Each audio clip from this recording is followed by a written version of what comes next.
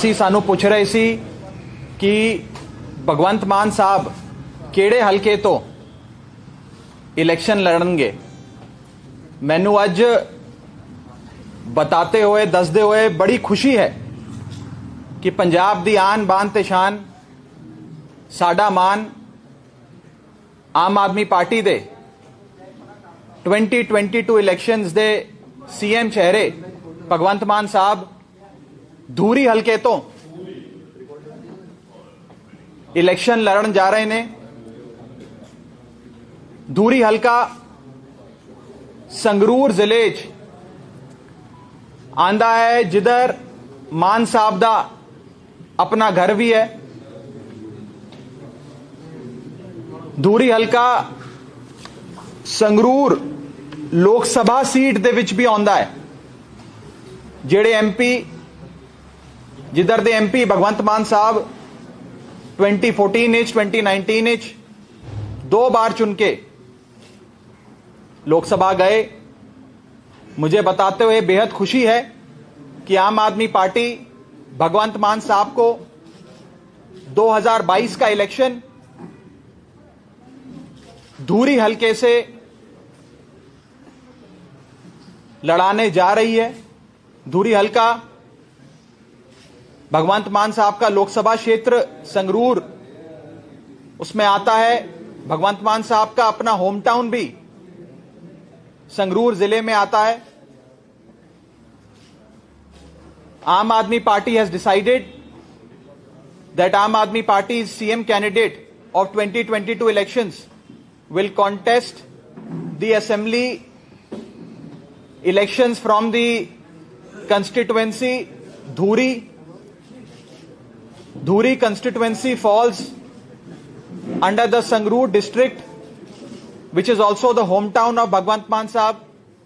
Dhuri constituency falls under the Lok Sabha seat of Sangrur, which is also the seat which Bhagwant Maan Sahab has represented in the Lok Sabha in the year 2014 and 2019. हमें विश्वास है कि इस बार धूरी के लोग बहुत प्यार और आशीर्वाद भगवंत मान साहब पे बख्शेंगे और रिकॉर्ड तोड़ वोटों से भगवंत मान साहब धूरी हलके से इलेक्शन जीतेंगे। आम आदमी पार्टी साफ तौर पे 2022 के इलेक्शन की फ्रंट रनर बनती नजर आ रही है। सारे ओपिनियन पोल्स, सारे सर्वे ये दिखा रहे हैं कि आम आदमी पार्टी की सरकार 2022 में बनने जा रही है। और मुझे बताते हुए बड़ी खुशी है कि आम आदमी पार्टी केवल अपने सीएम उम्मीदवार का हलका आज नहीं बता रही, बल्कि पंजाब के आने वाले 2022 में जो मुख्यमंत्री बनेंगे उनका हलका क्या होगा वो हम बताने जा रहे हैं, जो आज हमने बताया है। पंजाब के लोग एक बदलाव चाहते हैं। पिछले 50 सालों से पंजाब में 26 साल अकालियों की और 24 साल कांग्रेसियों की सरकार रही। बीते 50 सालों में अकालियों और कांग्रेसियों ने मिलकर पंजाब को लूट लिया, बेच खाया। अब पूरा पंजाब एक आवाज में कह रहा है, एक मौका केजरीवाल नू, एक मौका आम आदमी पार्टी नू। पंजाब बदलाव की ओर आगे बढ़ रहा है। अरविंद केजरीवाल जी की पार्टी, अरविंद केजरीवाल जी का मॉडल ऑफ गवर्नेंस को पंजाब के लोग एक मौका देना चाहते हैं। भगवंत मान साहब को एक मौका देना चाहते हैं। और मुझे पूरा विश्वास है कि 2022 के इलेक्शन में आम आदमी पार्टी मजबूती से अपनी सरकार बनाएगी और हम सबके प्यारे, हम सबके लाडले भगवंत मान साहब पंजाब के मानयोग मुख्यमंत्री बनेंगे। धूरी हलके से रिकॉर्ड तोड़ वोटों से मान साहब जीतेंगे और आम आदमी पार्टी की सरकार, अरविंद केजरीवाल जी की सरकार पंजाब में बनेगी। कोई सवाल हो तो आप पूछ सकते हैं। 2022 ਦੇ ਲਈ क्या चेहरा होगा मुख्यमंत्री दस रहे हैं, वो ਸਾਡੇ ਨਾਲ खुद बैठे नहीं, आज कारण की है? आज इलेक्शन का इंचार्ज मैं हूं, को इंचार्ज मैं अनाउंसमेंट करूंगा। मान साहब पूरे पंजाब में घूम घूम कर कैंपेन कर रहे हैं, लोगों के बीच जा रहे हैं। पंजाब के लोग मान साहब को देखना चाहते हैं, सुनना चाहते हैं, उनके साथ सेल्फी खिंचवाना चाहते हैं। और मान साहब हमेशा से लोगों के बीच रहने, लोगों के बीच सारा समय बिताने, लोगों के बीच विचरने के लिए जाने जाते हैं। तो मान साहब लोगों के बीच हैं, मैं आपके कैमरे के सामने हूं। क्यों चुना गया जिस चीज के लिए? देखिए, हर इलेक्शन की अपनी एक पॉलिटिकल स्ट्रैटेजी होती है और एक रणनीति के तहत, एक स्ट्रैटेजी के तहत हमने इस हलके को चुना है। ये मान साहब का अपना हलका है, मान साहब के लोकसभा हलके में आता है। मान साहब सेफ सीट पे लड़ेंगे? नहीं, मान साहब पूरे पंजाब में कहीं से भी लड़ेंगे तो जीतेंगे। पूरी पंजाब की आवाम मान साहब से बेशुमार मोहब्बत करती है, लेकिन ये हमारी पॉलिटिकल स्ट्रैटेजी है, हमारी रणनीति है। हम नहीं चाहते कि मान साहब को एक सीट पे लिमिट कर दें, उनकी सारी एनर्जी, सारे समय उनका एक सीट पे जाए। मान साहब पूरे पंजाब भर में कैंपेन करेंगे, माझे में करेंगे, द्वाबे में करेंगे, मालवे में करेंगे। तो मान साहब एक पैन पंजाब लीडर हैं और आम आदमी पार्टी उनके समय का बड़े सोच समझ के इस्तेमाल करना चाहती है। मौजूदा विधायक है वहां के दलवीर गोल्डी, कैसे उसको देखते हैं? कंपटीशन किसको मानते हैं, कौन सी पार्टी को मानते हैं? देखिए, मान साहब के लिए मुझे नहीं लगता कि कोई भी कंपटीशन है। धूरी हल्का वो हल्का है जो 2014 में भी, लोकसभा में भी मान साहब जीते। जब लोकसभा में उनके सारे हलकों का अगर आप असेंबली कंस्टिट्यूएंसीज के आंकड़े उठाकर देखें तो 14 में भी जीते, 19 में भी जीते। और मान साहब आज उस शख्सियत, उस उम्मीद का नाम है जो पंजाब के 117 हलकों में से कहीं से भी लड़ते तो वो जीतते। और आज मान साहब को पंजाब के लोगों ने, खास करके धूरी के लोगों ने बड़े प्यार से और बड़े आदर सत्कार से उनसे दरख्वास्त कर कहा कि आप हमारे हलके से लड़ें। तो मान साहब ने यह फैसला लिया, पार्टी ने यह फैसला लिया कि मान साहब को मैदान में धूरी हलके से उतारा जाए। बताएं, पहले ये वाला कर लें sir. Aam Aadmi party open to have alliance with the third front at the national level. Aam Aadmi यार, पंजाब इलेक्शन की बात हो रही है, आप कहां थर्ड फ्रंट पे पहुंचे? We are, this is a hypothetical question. I don't have an answer to this. It's a hypothetical question. ਤੁਸੀਂ ਜਦੋਂ ਓਪਨਿੰਗ ਕੀਤੀ ਤੁਸੀਂ ਕਿਹਾ ਕਿ ਪੰਜਾਬ ਦੇ ਲੋਕ ਇੱਕ ਵੋਟ ਆਮ ਆਦਮੀ ਪਾਰਟੀ ਨੂੰ, एक vote Kejriwal no, why not Bhagwant Mann? वो भी है, वो तो है ही, वो तो चेहरा है हमारे इलेक्शन। मान साहब तो हमारे इलेक्शन का चेहरा है, पर पंजाब के एक एक इंसान के दिल में बसते हैं अरविंद केजरीवाल। पंजाब के लोग अरविंद केजरीवाल से बेशुमार मोहब्बत करते हैं। आज पंजाब में अरविंद केजरीवाल और भगवंत मान की ये जो जोड़ी है, ये 1 और 1 2 नहीं, 1 और 1 11 साबित होगी। इसीलिए पंजाब के लोग जहां जाते हैं, मैं अपनी बात नहीं कर रहा, मैं अपनी जबान नहीं कह रहा, लोगों के बीच जाकर आप सुनिए, लोग कहते हैं एक मौका केजरीवाल को, एक मौका भगवंत मान को, एक मौका झाड़ू को, एक मौका आम आदमी पार्टी को। और 2015 से 2021 तक 6 साल आम आदमी पार्टी ने जो एक Kejriwal model of governance Delhi में दिखाया है, जिसके बारे में पंजाब के लोग जानते हैं, आज उस मॉडल को लोग देखना चाहते हैं, समझना चाहते हैं, परखना चाहते हैं। इसीलिए मैं कहता हूं, पंजाब के लोग कह रहे हैं एक मौका केजरीवाल को, एक मौका झाड़ू को, एक मौका आम आदमी पार्टी। ਚਰਨਜੀਤ ਚੰਨੀ ਨੂੰ ਮੁੱਖ ਮੰਤਰੀ ਦਾ ਚਿਹਰਾ ਐਲਾਨ ਕੀਤਾ ਜਾਵੇ। ਬ੍ਰਹਮ ਮਹਿੰਦਰਾ ਨੇ ਓਪਨ ਲੈਟਰ ਲਿਖਿਆ ਹੈਗਾ हाई कमान। चार मंत्री और मैं क्या कह सकता हूं इसमें? राघव जी, मुझे लगता है कि ਰਾਘਵ ਜੀ ਤੁਸੀਂ ਕਹਿ ਰਹੇ ਹੋ ਕਿ ਪੰਜਾਬ ਵਿੱਚ ਕੇਜਰੀਵਾਲ ਸਾਹਿਬ ਨੂੰ ਲੋਕ ਬਹੁਤ ਪਸੰਦ ਕਰ ਰਹੇ ਨੇ, ਪਰ ਸ਼ਾਇਦ ਤੁਹਾਨੂੰ ਇਹ ਨਹੀਂ ਪਤਾ ਲੱਗ ਰਿਹਾ ਕਿ ਪ੍ਰੋਫੈਸਰ ਭੁੱਲਰ ਦੀ ਰਿਹਾਈ ਨੂੰ ਰੱਦ ਕਰਨ ਤੇ ਜਿਹੜੇ ਪੰਜਾਬ ਦੇ ਲੋਕ ਨੇ ਬਹੁਤ ਦੁਖੀ ਨੇ। ਲੋग उस पर अलग से आपसे बात करेंगे, जवाब देंगे उस पर, अभी देंगे। हाँ, मैं बता रहा हूं मैं दो चीजें बता रहा हूं। फ्रंट की बात कर रहे हैं, रुक जाओ 2 मिनट तो रुक जाओ। एक तो ये मेरा मानना है, आज के समय मुझे लगता है कि 2022 के पंजाब इलेक्शन में सिर्फ एक ही पार्टी है जो अपने सीएम चेहरे, सीएम कैंडिडेट की अनाउंसमेंट करके ये इलेक्शन लड़ेगी।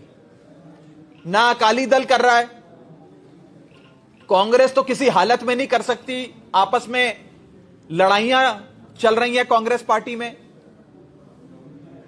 बीजेपी और कैप्टन दौड़ में ही नहीं है, वो भी नहीं कर रहे। यहां तक कि एसएसएम भी ऑफिशियल अनाउंसमेंट, औपचारिक घोषणा सीएम चेहरे की नहीं करने जा रहे। सिर्फ एक ही पार्टी है जो 2022 के इलेक्शन में अपना सीएम चेहरे का नाम ऐलान कर लड़ने जा रही है, वो है आम आदमी पार्टी। जहां तक और सवालों की बात है, नेशनल फ्रंट 24 में इलेक्शन है, आज 22 में पंजाब का इलेक्शन, पहले आम आदमी पार्टी को जीतने दीजिए, उसके बाद मैं 24 के जवाब दूंगा। मैं आज कैसे जवाब दे दूंगा 24? ਪਿਛਲੀਆਂ ਚੋਣਾਂ ਦੇ ਵਿੱਚ ਸੰਜੇ ਸਿੰਘ ਤੇ ਦੁਰਗੇਸ਼ ਪਾਠਕ ਆਏ ਸੀ ਦਿੱਲੀ ਤੋਂ, ਜਿਹੜੇ ਕੋਡੀਆਂ ਕਰ ਰਹੇ ਸੀ ਸਾਰੀ ਇਲੈਕਸ਼ਨ। ਇਸ ਵਾਰ ਤੁਹਾਡੀ ਜ਼ਿੰਮੇਵਾਰੀ ਹੈ, ਉਹਨਾਂ ਦੇ ਉੱਤੇ ਇਲਜ਼ਾਮ ਲੱਗੇ ਸੀ ਬੜੇ। ਪਹਿਲਾ ਸਵਾਲ ਇਹ ਆ ਕਿ ਉਹ ਇਲਜ਼ਾਮ ਸੱਚੇ ਸੀ ਕਿ ਤਾਂ ਹੀ ਇਸ ਵਾਰ ਉਹਨਾਂ ਨੂੰ ਦੁਬਾਰਾ ਨਹੀਂ ਭੇਜਿਆ ਗਿਆ ਇਲੈਕਸ਼ਨ ਕੋਸ਼ਿਸ਼ ਕਰਨੀ। ਮੇਰਾ ਪਹਿਲਾ ਸਵਾਲ। ਦੂਜਾ ਸਵਾਲ ਆ ਕਿ ਆਸ਼ੂ ਬਾਂਗਰ ਜਿਹੜੇ ਤੁਹਾਡੇ ਕੈਂਡੀਡੇਟ ਸੀ, ਉਹਨਾਂ ਨੇ ਫਿਰ ਉਹ ਹੁਣ ਕਾਂਗਰਸ ਚ ਲਿਖੇ ਆ, ਉਹਨਾਂ ਦਾ ਦੋਸ਼ ਵੀ ਇਸੇ ਸਵਾਲ ਨਾਲ ਜੁੜਦਾ। ਉਹਨਾਂ ਨੇ ਵੀ ਉਹ ਸੇਮ ਦੋਸ਼ ਤੁਹਾਡੇ ਤੇ ਲਾਇਆ कि ਤੁਸੀਂ थोप रहे हो गल्ला। अब देखो मेरी बात सुन, मैंने उनकी प्रेस कॉन्फ्रेंस देखी। वो उस प्रेस कॉन्फ्रेंस में कह रहे थे कि मैं पार्टी इसलिए छोड़ रहा हूं क्योंकि पार्टी मुझ पे दबाव बना रही है कि होर्डिंग लगाओ, पोस्टर लगाओ, और मेरा नाम लेकर उन्होंने बात कही। मेरी आखिरी बार बंगर साहब से बात जुलाई में हुई थी, और जब उनको कैंडिडेट बनाया था तो एक दिन मैंने उन्हें फोन किया था। जुलाई से लेकर आज तक मेरी उनसे बात नहीं हुई। वो अच्छा काम कर रहे थे अपने हल्के में, आज तक पार्टी ने उन्हें नहीं कहा। लेकिन सुनो, लेकिन कोई भी पार्टी, मेरी बात खत्म, कोई भी पार्टी अपने कैंडिडेट को तो बोलेगी यार होर्डिंग पोस्टर लगा ले, पैम्फलेट बांट दे, पर्चा बांट दे, पार्टी के नाम पे वोट। कौन सी पार्टी नहीं कहती? अकाली दल नहीं कहता होर्डिंग पोस्टर लगाओ, कांग्रेस नहीं कहती होर्डिंग पोस्टर लगाओ। सवाल यह है कि क्या आम आदमी पार्टी को कमजोर करने के लिए एक बहुत बड़ा षड्यंत्र रचा जा रहा है कि नहीं जा रहा? मुझे लगता है, यह मेरा मानना है कि ये सारी पार्टियां जिनकी करप्शन की दुकानें बंद हो जाएंगी अगर पंजाब में आम आदमी पार्टी की, अरविंद केजरीवाल की, भगवंत मान की सरकार बनती है। ये पार्टियां षड्यंत्र रचती हैं। कांग्रेस, अकाली, बीजेपी, कैप्टन साहब रल के मिल के आम आदमी पार्टी को रोकने के लिए इलेक्शन लड़ेंगे।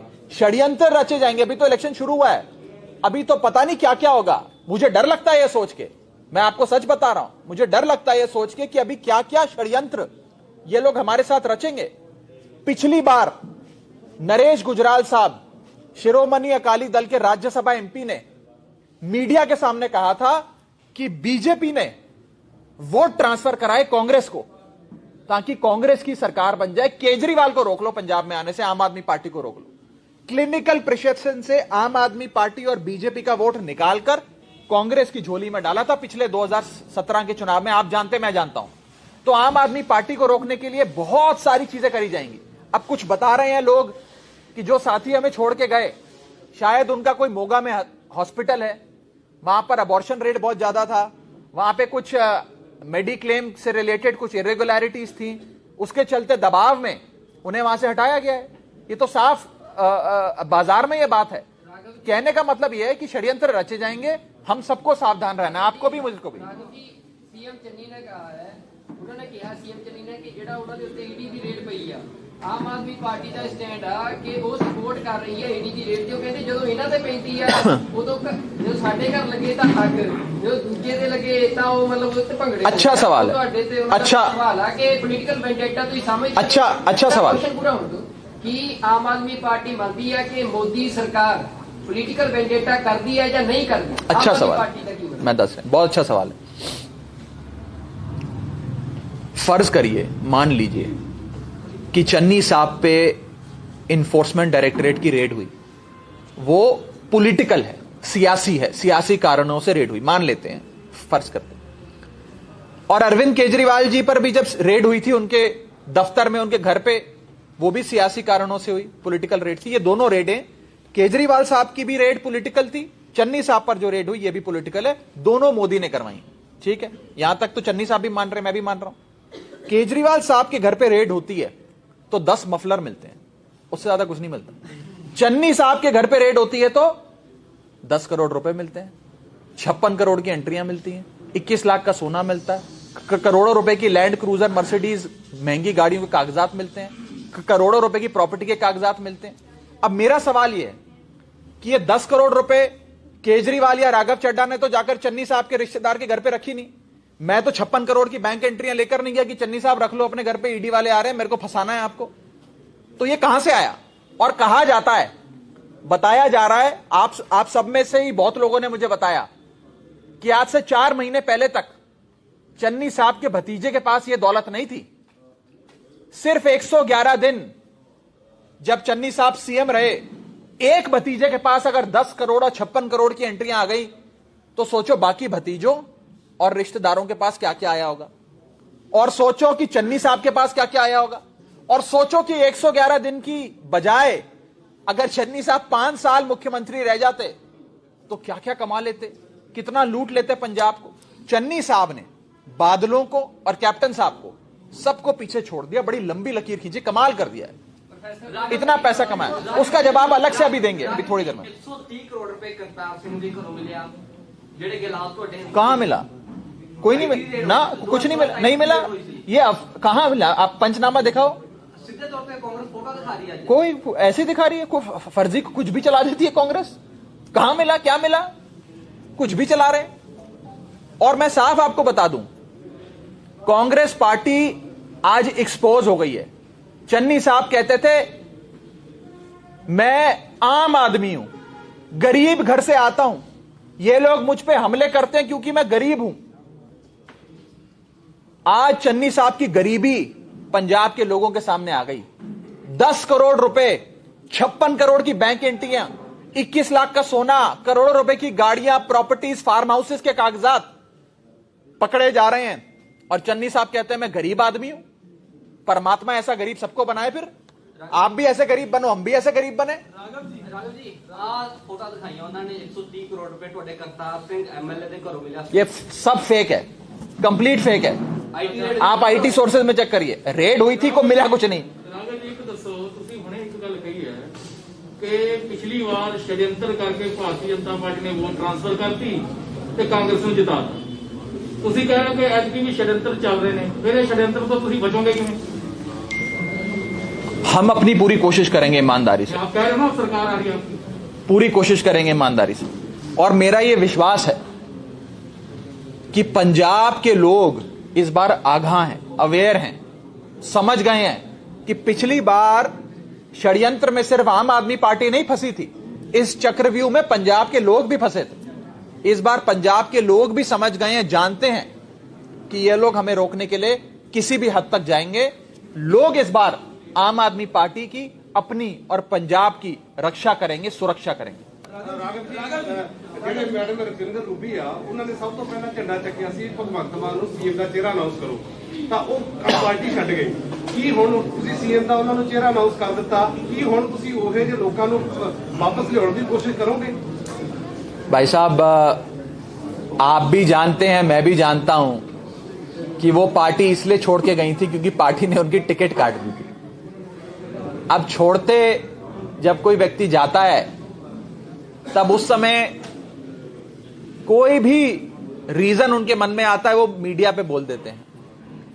मान साहब को अनाउंस पार्टी कब करेगी, कैसे करेगी, किस जगह करेगी, क्या तरीका अपनाएगी, ये तो हमारी पार्टी का अपना एक स्ट्रैटेजी, हमारा अधिकार है, हमारा हक है, हमारा राइट है, तो हमने किया। ਬਾਹਰ ਮੁਰਦਾਬਾਦ ਹੋ ਰਹੀ ਆ ਬੰਦੀ ਸਿੰਘਾਂ ਦੀ ਰਿਹਾਈ ਨੂੰ ਲੈ ਕੇ, ਪ੍ਰੋਫੈਸਰ ਸੁਰਿੰਦਰਪਾਲ ਸਿੰਘ ਭੁੱਲਰ ਨੂੰ ਲੈ ਕੇ ਬਾਹਰ ਕੇਜਰੀਵਾਲ ਮੁਰਦਾਬਾਦ ਦੇ ਨਾਰੇ ਲੱਗ ਰਹੇ ਨੇ।